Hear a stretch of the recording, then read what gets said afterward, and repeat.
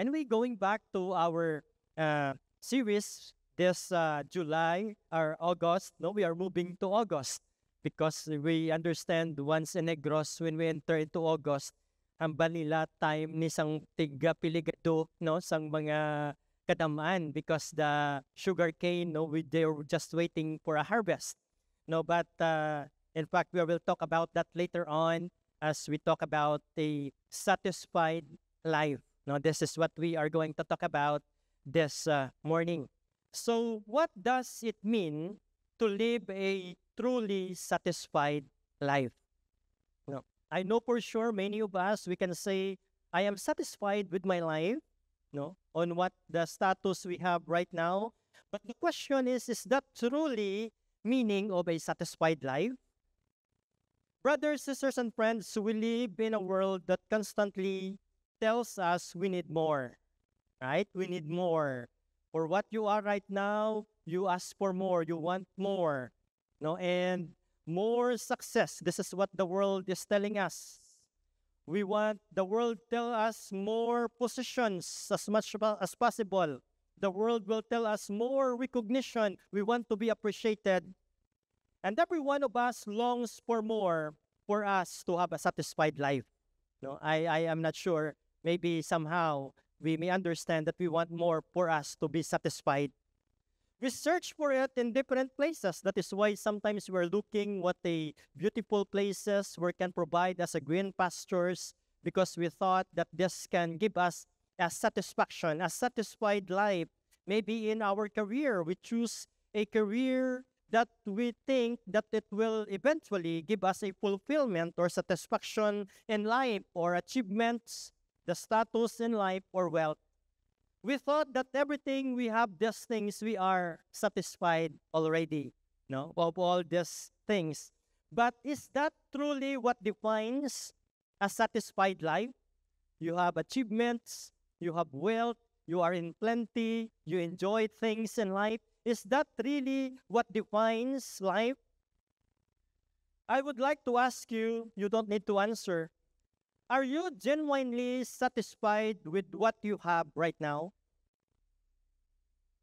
Are you genuinely satisfied of what you have right now? Or do you still find yourself longing for more?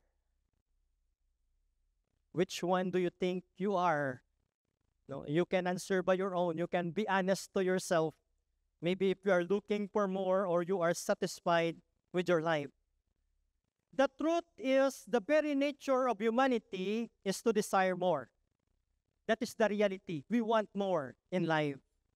No matter how much we achieve or accumulate, there are always a deeper hunger, a craving that worldly success can never satisfy. No? It comes, there is a craving. You have more, but you are looking for more. I remember a story of this young boy. He was tending a carabao in an hacienda.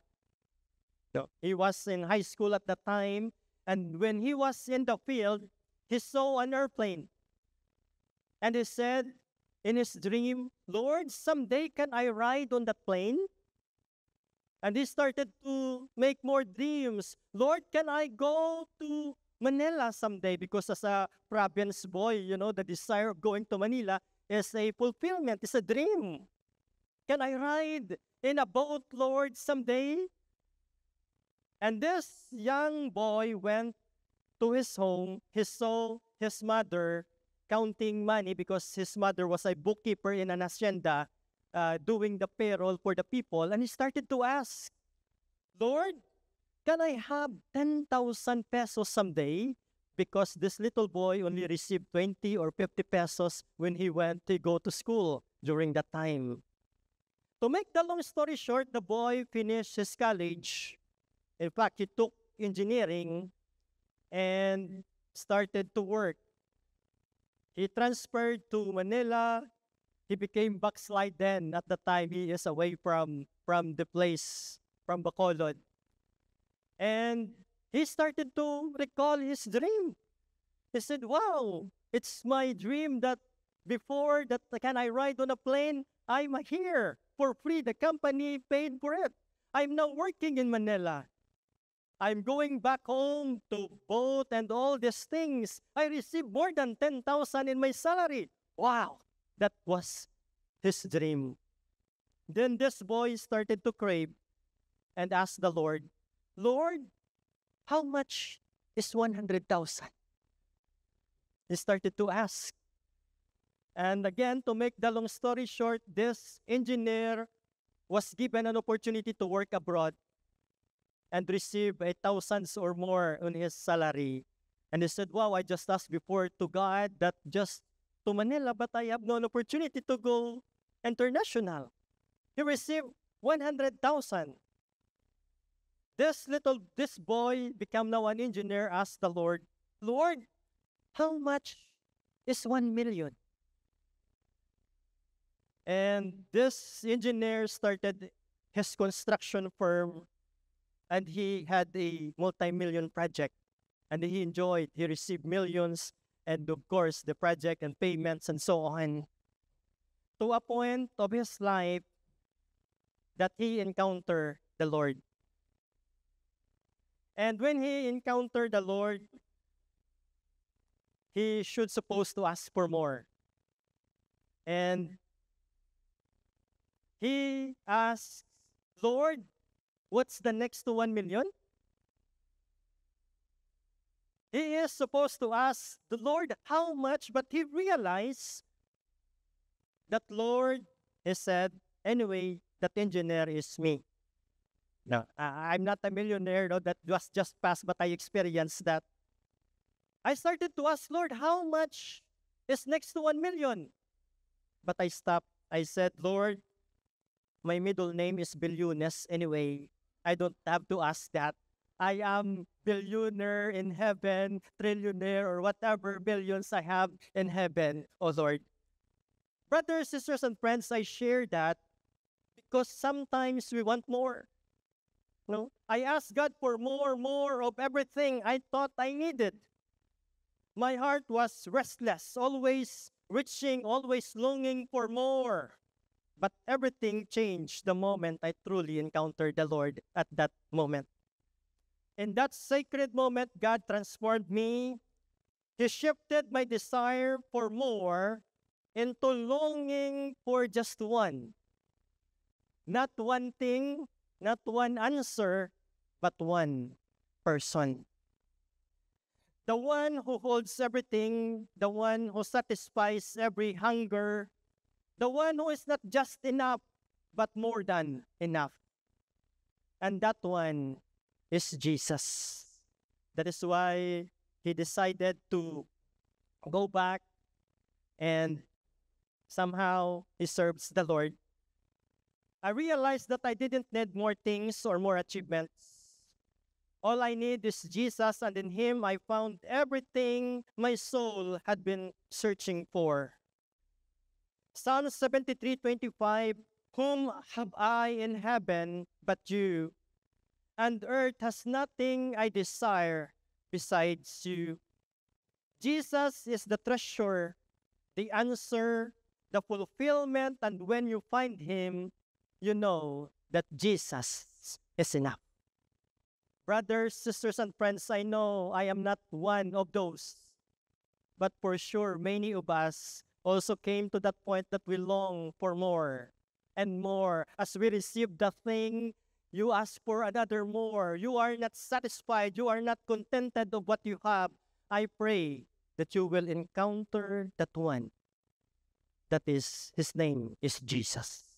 And you will say, Jesus is more than enough than all this desire and longing in your life. You see, we spend our lives chasing things that promise fulfillment, but only Jesus delivers. Jesus changed our perspective, offering a view that's radically different from the world. And we see that clearly in his teachings, especially in the Beatitudes. And this is what the Lord has changed the perspective. And this is the series that we have talked today, the Beatitudes. Matthew chapter 5, verse 3 to 9, it says, he said, verse 3, Blessed are the poor in spirit, for theirs is the kingdom of heaven. We understand that the setting during the time that Jesus was with the crowd and Jesus went to a mountainside and preached.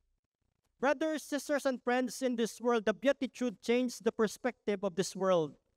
We know from the beginning, blessed are the poor in spirit. In the world, it is not possible. How can you become a blessed if you are poor? No, during their times, the poor is cursed.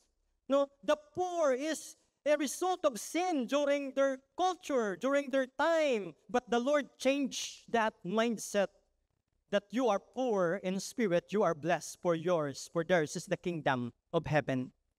As they continue, blessed are those who mourn, for they will be comforted. You know, mourning, you are mourners, it seems you are weak. And you are not be part of this world. No, damo kaya you are broken-hearted. You are not should be part of my team. The world wants strong, forceful people. No, does not have a problem. Who are not mourners. But the Lord again changed that perspective that you will be comforted. In verse 4 or 5, blessed are the meek, for they will inherit the earth. In fact, some others say meekness is weakness. But no, you have just patience, self-control. We understand that gentleness, you are just taming.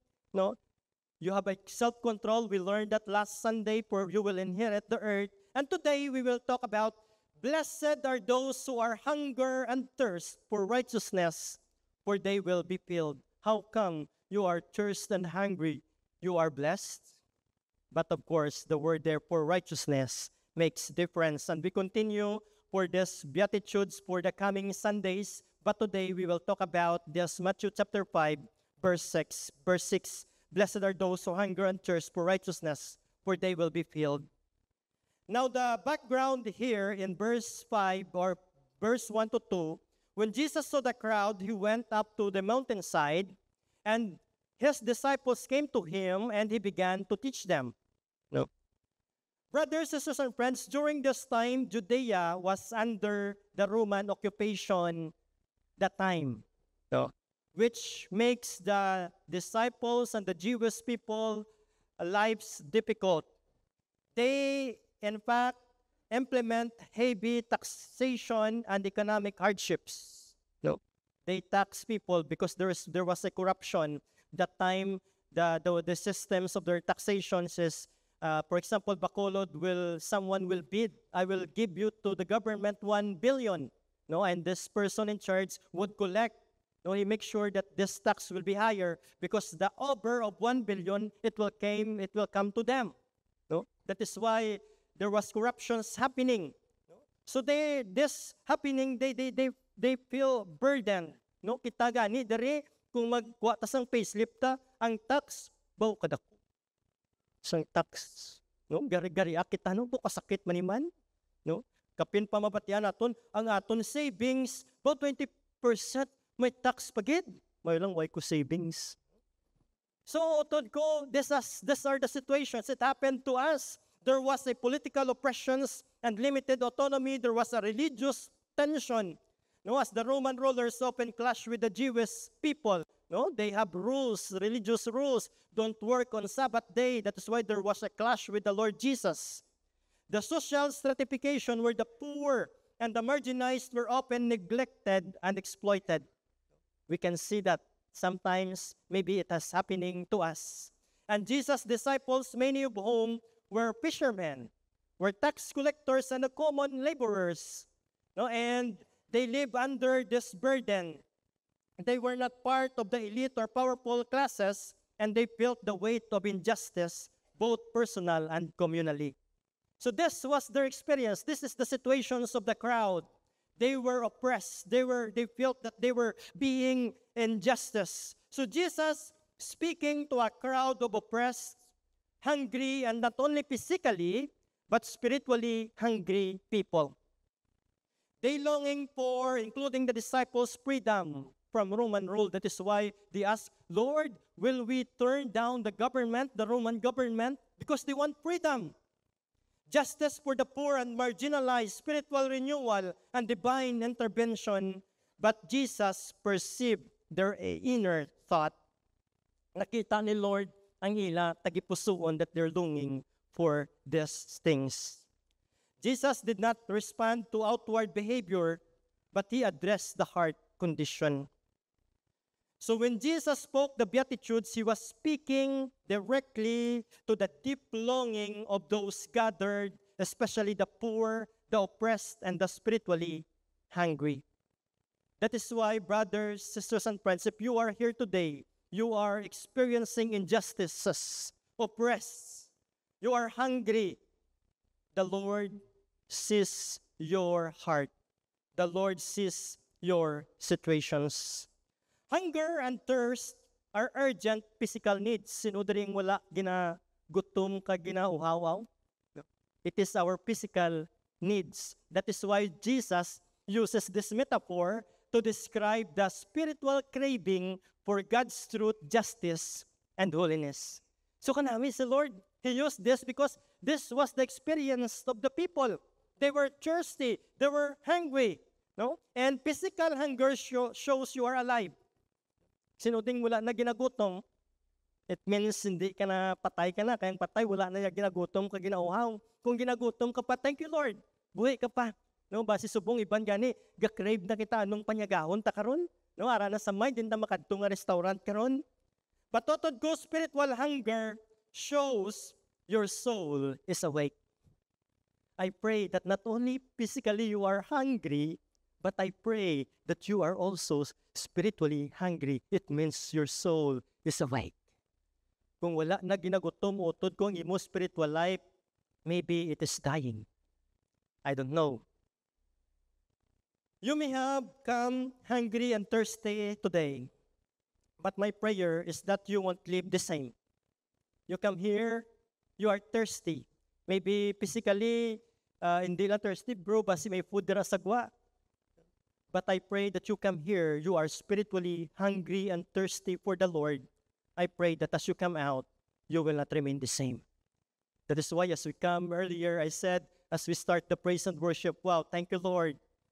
We are satisfied with the presence of the Lord, but we want more. I pray that that craving for more is not this physical or material things, but with the craving for more is the spiritual aspects of our life. That we will not be satisfied on what we have in our relationship, in our spiritual walk with the Lord, but craving for more of you, Lord God. That is why if you are here thirsty and hungry in your spiritual life, I pray that you will come out differently and the Lord will fill you, the Lord will satisfy you in your hunger and thirst for the Lord.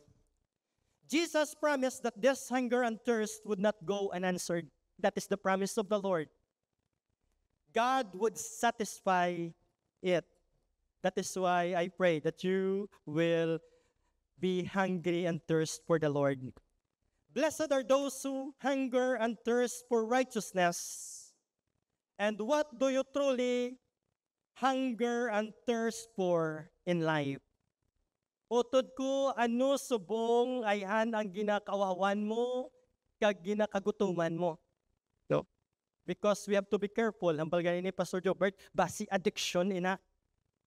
Ang imo nga gasatisfy sa imo, ang ginakagutuman mo, that is danger. No? Kung ano nga mga vices ang ginakagutuman mo, ano subong ang ginakawawan mo? Maybe hobbies or whatever the thing. Hunger for righteousness is a sign of spiritual health. Kabay pa that you are still hungry for righteousness, it means that you are spiritually healthy. Just like physical hunger shows life, spiritual hunger shows growth. And that is what we desire. We want to grow in our spiritual life, in our spiritual walk with the Lord. C.S. Lewis said, hunger is a sign of health. We cannot approach God in prayer unless we first have a deep desire for Him. No? We cannot approach God in prayer unless we first have a deep desire for Him. I pray that we have this deep desire, Lord. I want to see you, Lord God. No, you long for the Lord. Righteousness is relational. You are hunger and thirst for righteousness. Righteousness is relational. It is not doing right, no, because many of us, we thought righteousness is doing right, doing in ministry, no, serving the Lord, obedience, no, you obey, doing. Praise the Lord. Later on we may understand. But rather, utod ko righteousness is being right with God through Christ. It is not doing, but rather being with Christ. I have to differentiate this doing in Christ and being in Christ. Because we thought we are righteous when we do the ministry, when we do these things. Actions we perform for God.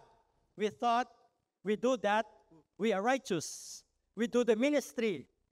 We do the service. We obey. No? We thought that that is righteousness. But no, being in Christ, righteousness is our identity and relationship with God abiding and resting. The moment you give your life to the Lord as your Lord and Savior, you become righteous. That is your identity before God. The blood of the Lord Jesus covers your life, your heart. That sin is no longer sin. Your guilt, no, and shame was taken away, and you are no more longer a sinner, but you are righteous before the Lord. That is why righteousness is a relationship with the Lord. It's not doing good works or whatever service you may have. That is not righteousness before God.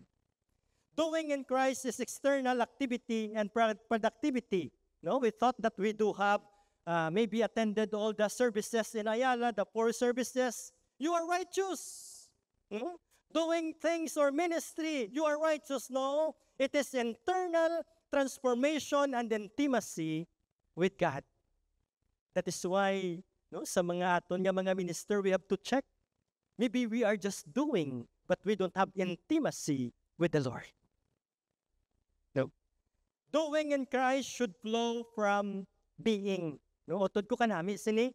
Doing in Christ, yes, we will do, but it will flow from being first. Being should be expressed through doing. It means being with the Lord. The Lord will transform us, and eventually, we will do the works. We will do the ministry.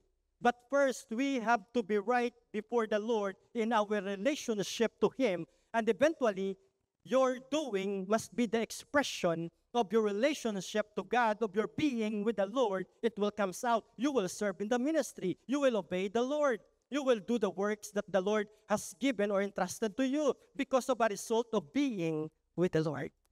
Not from other side, because the danger is when you reverse the order, trying to earn identity through doing. No, iban sa ato na muna, no, you have to do these things para ang identification nato na, ay, you are righteous, do ka strong guru ka na sa imo relationship, ang imo spiritual life, kay ang ministry mo kadamo, kag you are doing these things. No, it is about intimacy and relationship with the Lord. Someone said, just think of a tree.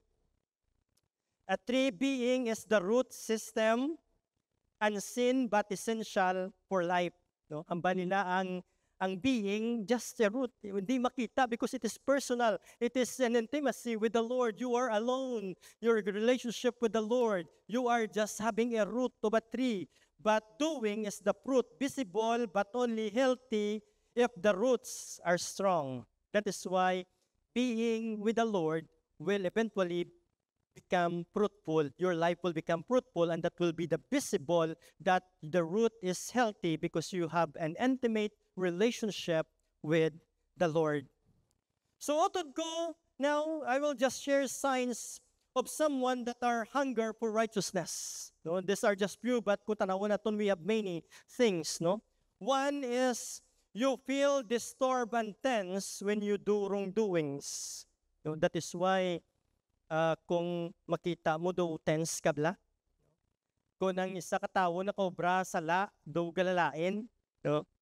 It means that you are convicted by the Holy Spirit when you committed sin. No? It shows that you are hunger for righteousness. Kung nakasala ka utod, nga galalain ka.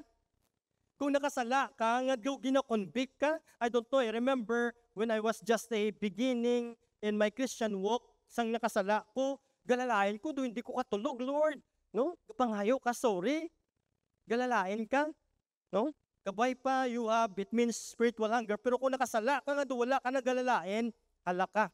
Why ka na hunger for righteousness? Kung doon nakasala ka nga, okay lang. Though wala ka gina-convict, maybe there is something danger in your life. You pursue truth even when it is uncomfortable. No? Kung isa mga estudyante naton, biskan manunod ka or mangudigo ka, no? Kung if you are hunger for righteousness, you will not do that. No? Even kisang mga classmates mo daw i-reject ka nila, hindi ka lang diya sa amon kay wala kaya ka panunod, may cheating arrangement kami diya, dring alam, dring ni sayaho. No? Utod ko, you have to stand. No? Because you are standing, you are hunger for the truth, even if it is uncomfortable, though rejected ka sa inyo school, ikaw na lang to isa, kay daw lain ang gwa. The same with the work. If we are hunger for the truth, we would stand for what is right. Even those people nga mga upod mo, ariyo, piyan na permahin na da, i-approve na da, gaanta lang ka. If you stand for the truth, no, sometimes it's uncomfortable. No, ikaw pa ang i-accuse kasala. Because in this generation, kung you are standing on what is right, you are wrong. No? Someone said, right is right, even if nobody is doing it. Utod ko, if you are just alone doing what is right, you are hunger for righteousness. Even everyone is doing. Wrong is wrong. Even if everybody doing it. Kung tanan ka mo go, brasang sala na gyapon. No? That is why I pray that you will pursue truth even if it is uncomfortable in your life, in your business, in your work, in your school. You seek spiritual growth, prayer, and wisdom. I pray that you will not be satisfied on your situations in your spiritual walk with the Lord, but you want more of God. You desire for growth, for prayer and wisdom, and you seek of God's presence, His words, and His ways. Inablang do hindi kabla ka pangapibla, nung galalain ka, no? Kung nga hindi ka kapangapi, duk may kulang ang adlaw, wow. Kabay pa, if you are hunger for righteousness, kung hindi ka kabasa Bible, hindi ka ka-pray, do may kulang how? You are seeking for the presence of the Lord, for His words and His ways. No? I pray that we may have those signs of spiritual hunger, because it means that your spiritual life is still alive. You are not spiritually dead, but maybe somehow, if many of us are dying in our spiritual aspects, I pray that you will be revived, you will be fulfilled by the Lord, you will be satisfied by God. As we pursue righteousness, we are changed from inside out, becoming more like Christ and experiencing joy that the world cannot offer. But righteousness starts from within. The moment you have given your life to the Lord, the Holy Spirit will start to work in your life, and the Lord will change, will transform you from within and becoming more and more like Christ and experiencing joy that the world cannot offer. The world's joy offers temporarily. Blessed are those who are hunger and thirst for righteousness, and the Lord's promise, for they will be filled. God promises to meet that hunger and thirst with His grace. Utod ko, that is why I ask, if you come here today, hunger and thirst, the Lord's promise that He will meet your needs by His grace. He will give you His peace and your presence into your life. This is not just temporary pleasure, but a lasting fulfillment. It will even end to eternity. If we desire for our spiritual life to the Lord. Now, the question is, to live a truly life, how to live a truly satisfied life? No? To live a truly satisfied life, number one, we must desire God more than anything else. If it will come to a point in your life that you desire God more than anything else, it means that you are living a satisfied life. No? It is not fame, wealth, or comfort. Inabalang ko ang cellphone mo, do okay pa man gapangsyon pa man. Nga kinanglan ko gid latest nga mga gwa subungan. Kung ano ba lang need lang kinanglan. You desire more of God, you invest for the things of the Lord. No, our missionary to Cambodia is raising 1 million. We have to desire, we have to invest to those things. Mayuman, thank you, Lord. Kabay pa that we ask for more in the area of the spiritual life and aspects of us. We desire for more, but not on this world. That is why the Beatitudes, the Lord, make it upside down. He changed the perspective of this world. No, kaya ang world lain, but the Lord changed it into, actually, these are the values of the kingdom of God. The Lord would like to teach that in my kingdom, this is the values, this is the virtues that people should have, not this world. Whom have I in heaven but you, and earth has nothing I desire besides you. Actually, this text, this context is a prayer of Asaph. Because he started to ask the Lord, Lord, why these wicked people prosper? Have you noticed that? He asked these things. Lord, why these wicked people even does not have supper? Kung kita bilatuod, no? Isagam balbaw si engineer, kung nag-intra ka lang sa aton to illegal kag tinunto, mayaman ka na sana ngayon. Sometimes we ask, Lord, maayo pa to ila, do katuntuhan, to do ka prosper man sila. Do ka success man sila. No. This is the complaint of Asaph until such time to a point that he come to a realization in the temple. He met the Lord and he said, oh, whom have I in heaven but you, and earth has nothing I desire beside you. Nakita ya, he tested. This is the cry of someone who has tested the goodness of God and found that He alone satisfies. That is why wala yan na to in mind, because those are just temporary. The wicked will anyway come into perish, but the righteous, the Lord watches the way of the righteous, but the way of the wicked will perish. So this is the cry of someone who has tasted the Lord, the goodness of God. If you tasted the Lord, the goodness of God, you will say, Lord, you are more than enough in my life. Utod ko, just come and taste the goodness of the Lord, and eventually it will change your perspective and outlook in life. You will say, Lord, you are more than enough. It is a rejection of idolatry, whether that's money. Yes, because sometimes we were being tempted for madukanami to, no? Money, status, or comfort. And the declaration that God is enough. So, Tutko, when we come to a point, you are rejecting these idols in your life. When we talk about the modern idolatry, no, things that took the attention, no, or things that nagapalayo sa imo sa Ginoo, or nagaagaw sang atensyon sa imo sa Ginoo. That's why sometimes the wealth, the comfort in life.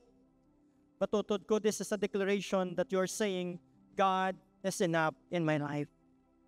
How to live a truly satisfied life? Number 2, to live a truly satisfied life is to seek His righteousness daily. No, we cannot seek righteousness to anyone else, no? Through prayer, scripture, and obedience. Matthew 6:33, seek first His kingdom and His righteousness, and all these things will be given to you.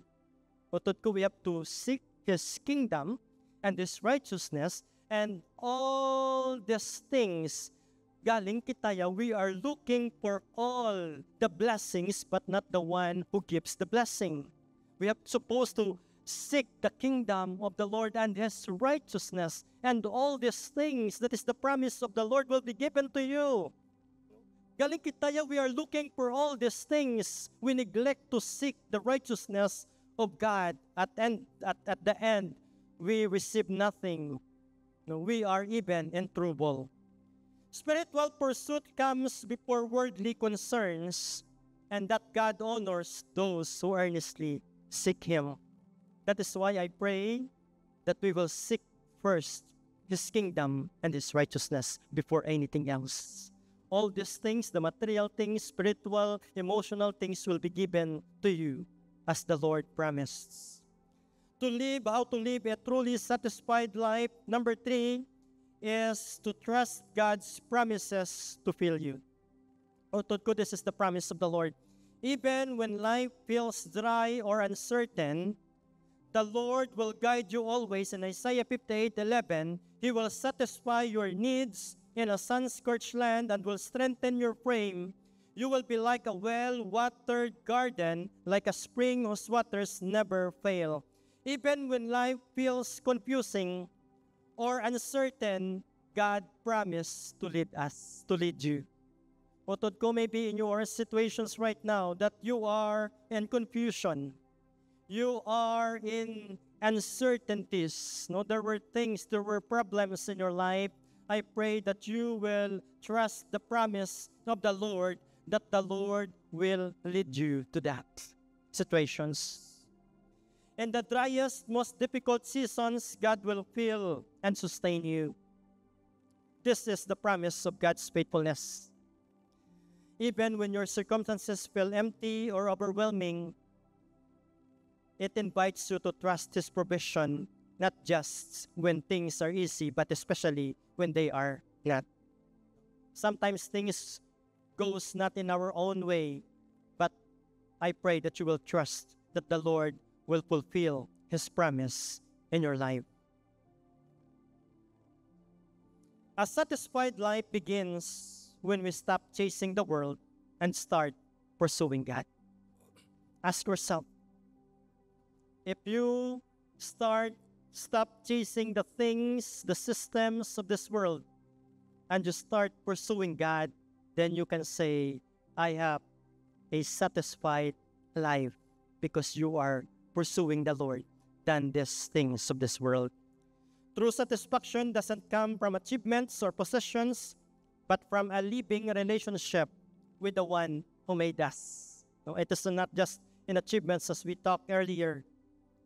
Christian life, someone said, is both restless and satisfied. Grabe, no? Someone said, this is a testimony actually of a person. He said, Christian life is both restless and satisfied. It is restless because you are always longing for more of God.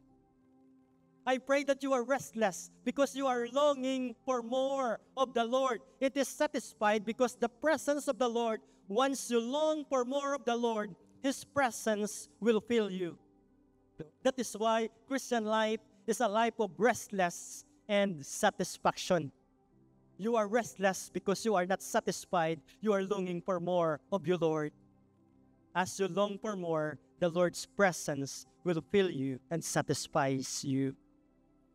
Commit to pursue righteousness daily through prayer, word, service, or reconciliation. Commit to pursue righteousness for our students here in school. I would like to request everyone to stand as we close. I pray that this will be our declaration today.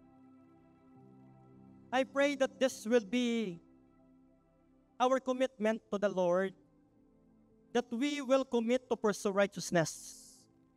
If you are students here today, I pray that you will declare, that you will say, Lord, I will pursue righteousness in school, in campuses where I am studying. If you are young professionals today, you are working in a company, I pray that you will declare, that you will commit to pursue righteousness in that company, in your offices. You will stand for the truth. You will stand and hunger for righteousness. If you are a businessman today or here, I pray that you will declare that I will commit righteousness in my business. And maybe wherever you are, make these declarations that you will commit righteousness before the Lord. Righteousness is only found in Jesus. You cannot find anyone else. That is why if you desire righteousness, start with the Lord. Start to have relationship with the Lord. That is why if you don't have relationship with the Lord, I pray that you will say, Lord, I need you in my life because the Lord Jesus is a righteous God, and in Him we are become righteous. Seek first His kingdom and His righteousness, and all these things will be given to you. True blessings flows from righteousness, not just in material things, but in spiritual and emotional fulfillment. Brothers, sisters, and friends, blessed are those who are hunger and thirst for righteousness, for they will be filled. Let us come in prayer.